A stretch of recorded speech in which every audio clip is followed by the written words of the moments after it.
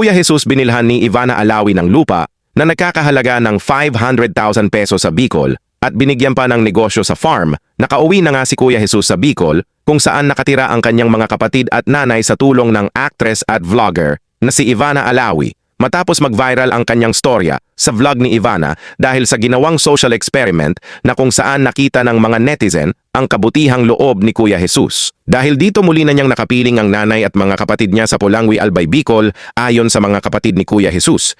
Nag-aral din daw siya ng engineering ngunit hindi niya natapos at hindi nakagraduate. Taong 2023 naman daw ay pumanaw na ang kanilang tatay. Nung nawala daw si Kuya Jesus ay hinanap daw siya ng kanyang mga kapatid sa Luneta ngunit hindi na ito natagpuan pa. Kaya naman nagpapasalamat sila kay Ivana Alawi. Para makasigurong safe at walang ibang pwedeng umangkin sa binili ni Ivana Alawi na lupa sa Bicol, ay ipinangalan na niya ang titulo kay Kuya Jesus. Tatayuan nila ito ng bahay, magtatanim ng mga gulay, at mag-aalaga ng mga hayop dahil hiniling ito ni Kuya Jesus kay Ivana na magkaroon ng alagang baboy, baka at mga manok bilang pangkabuhayan at palalaguin niya ito. Nangako rin si Ivana Alawi na habang buhay niyang tutulungan si Kuya Jesus at imo-monitor ang kalagayan upang hindi na bumalik sa pagiging pulubi sa kalsada. Grabe, napakabait talaga nito ni Ivana Alawi guys, no? Ang dami na niyang natulungan na mahihirap, kaya saludo kami sa iyo Ivana Alawi.